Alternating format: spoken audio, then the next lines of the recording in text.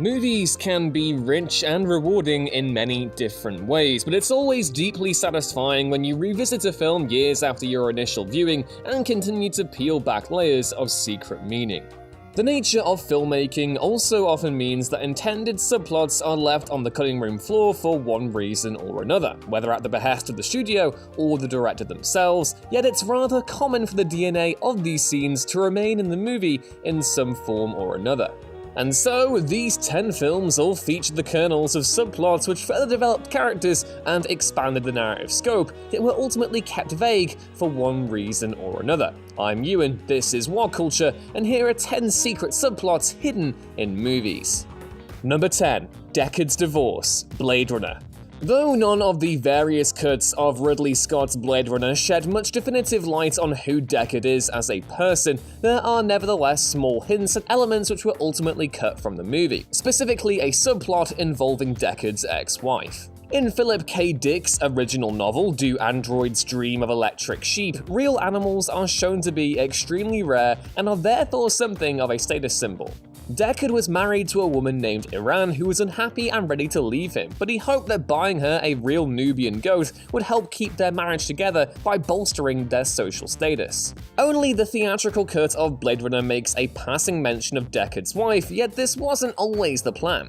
An earlier version of the script included explicit references to both Deckard's wife and son, and a deleted scene literally saw Deckard confess, "I quit after my wife left me. She went off-world with some guy who made a fortune in the colonies." There are nevertheless a few nods to this planned subplot throughout most versions of the film, specifically the abundance of artificial animals throughout the world, which Deckard hopes in the book will save his crumbling marriage. A photo of Deckard and his wife is also scarcely visible at his piano in the film, and an uncredited woman who appears to be the same actress, if not one bearing an uncanny resemblance, can be seen eyeballing him from a cab during the Zora chase scene. Number 9. Norman Osborn Lives, The Amazing Spider-Man 2. The Amazing Spider-Man 2's sloppy end product was the outcome of extensive executive meddling, resulting in even entire characters being cut out entirely, namely Mary Jane Watson, and a planned plot twist which revealed Peter Parker's father Richard to have faked his own death. But one subplot which remains somewhat embedded in the final cut of the movie is the fate of Norman Osborn, who dies due to a genetic condition early on in the movie, and which ultimately leads his son Harry down a villainous path.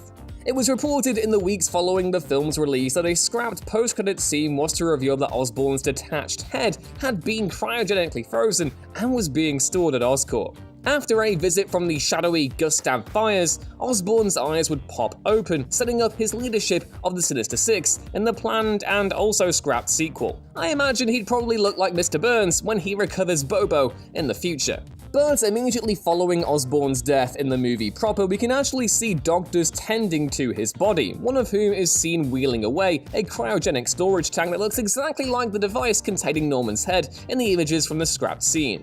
And so, while that silly post-credit scene was ditched, Mark Webb still managed to sneak a decapitation into his PG-13 superhero movie, though only the most eagle-eyed observers would ever have a hope of noticing it. Number 8. Why Sheriff Teal Really Hates Rambo, First Blood. As much as the Rambo sequels had a weird obsession with trying to rewrite history to make it seem like the US actually won the war in Vietnam, the original, First Blood, is a remarkably thoughtful and intelligently made thriller. The film is of course centered on the conflict between small-town Sheriff Teal, a brilliant Brian Dennehy, and Vietnam War vet John Rambo, played by Sylvester Stallone, with Teal objecting to the long-haired drifter passing through his town. David Morrell's novel makes it decidedly clear that Teal is himself a decorated war veteran, having been a member of the Marine Corps in the Korean War. His resentment of Rambo is implied to stem from him feeling that Korean War vets such as himself never had their accomplishments recognized as much as their Vietnam counterparts.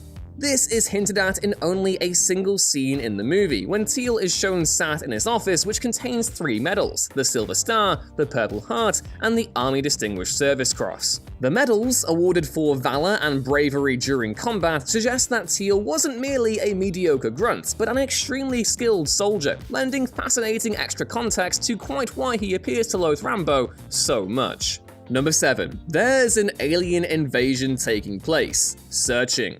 2018's tech thriller Searching follows David Kim, John Cho, as he becomes a cyber detective in order to find his missing daughter Margot, played by Michelle La. But there's actually a whole other more significant story going on in the film's background. With the entirety of Searching taking place on computer and phone screens, director Anish Chiganti was able to hide a mind-boggling number of Easter eggs in plain sight, which largely involved suggesting an alien invasion was taking place throughout the movie. In almost every single scene, there's at least some sort of reference to aliens descending upon Earth, whether through YouTube pages, user comments, news articles, or social media posts.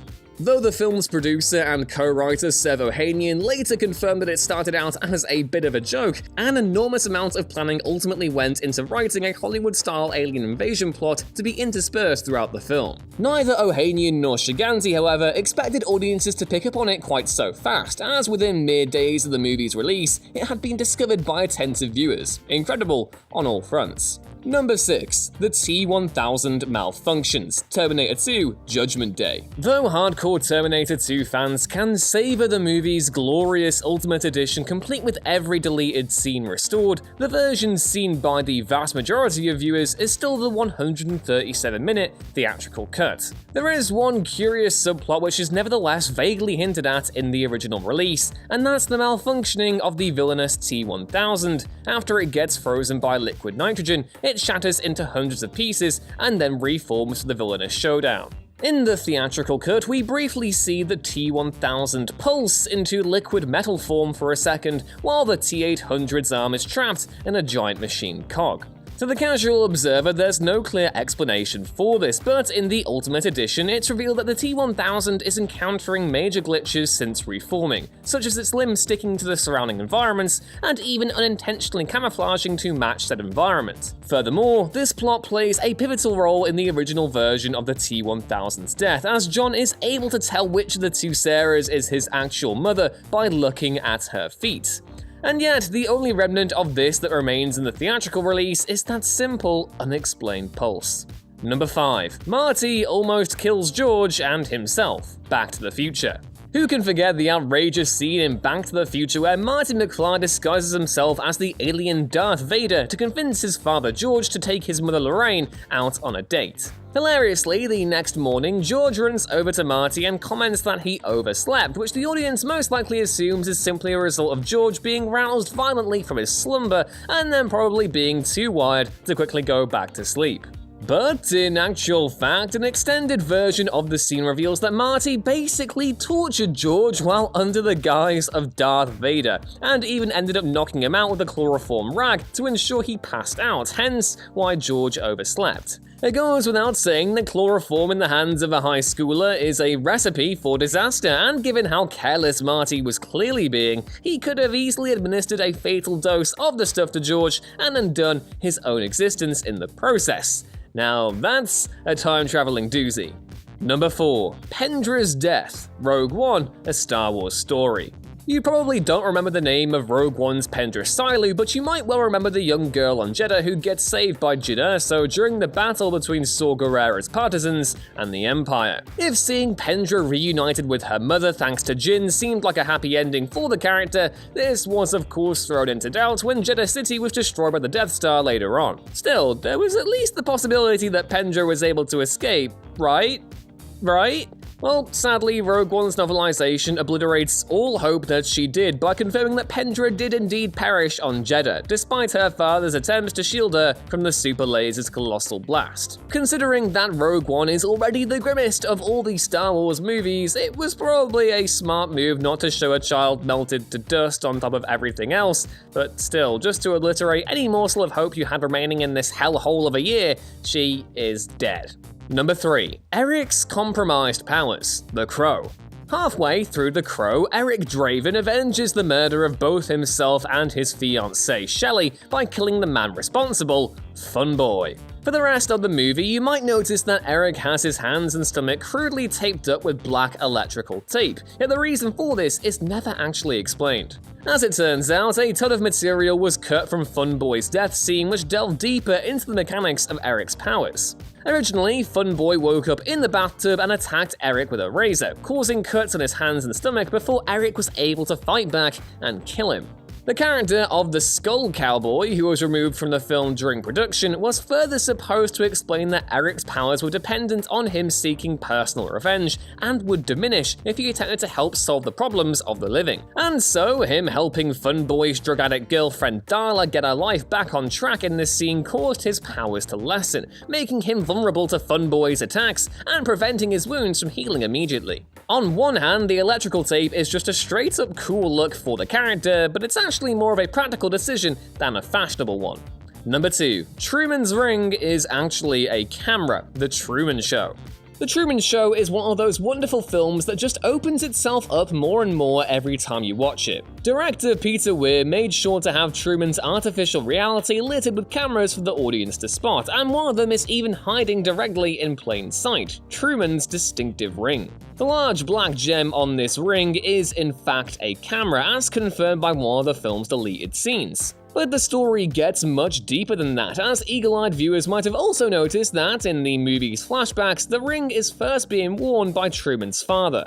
The suggestion is that just before Truman's dad quote-unquote drowned, he was able to pass the ring to Truman, who was predictably compelled to wear it as a tribute to his dad. In turn, this ensured that the producers would always have a camera on Truman's person that he'd never take off. But when Truman's dad makes his return to the show later on, Truman removes the ring and gives it back to his father, which explains why the producers later struggled to locate Truman once he had made his escape at the end of the film. Simply genius. And number 1. Ethan's mother was killed by the Comanches, The Searchers. John Ford's masterful western The Searchers stars John Wayne as Civil War veteran Ethan Edwards, who spends years looking for his young niece Debbie, who was abducted by a party of Comanche warriors. Far beyond the niece's kidnapping, though, Ethan is demonstrably shown to be a virulently racist individual with a deep-seated hatred for Native Americans. And while it's easy enough to pawn this off as Ethan being a garden-variety Confederate with violent delusions and manifest destiny and white supremacy, a minor visual detail in the film lends more context to his vitriol. Just before the Edwards estate is attacked by the Native Americans, we see a brief shot of a tombstone which Debbie hides next to. Upon closer inspection, the tombstone reads the following: "Here lies Mary Jane Edwards, killed by Comanches, May 12, 1852, a good wife and mother in her 41st year." And so it turns out that Ethan's mother was killed at a relatively young age by the Comanches, in turn explaining, though obviously not condoning, Ethan's hateful attitude.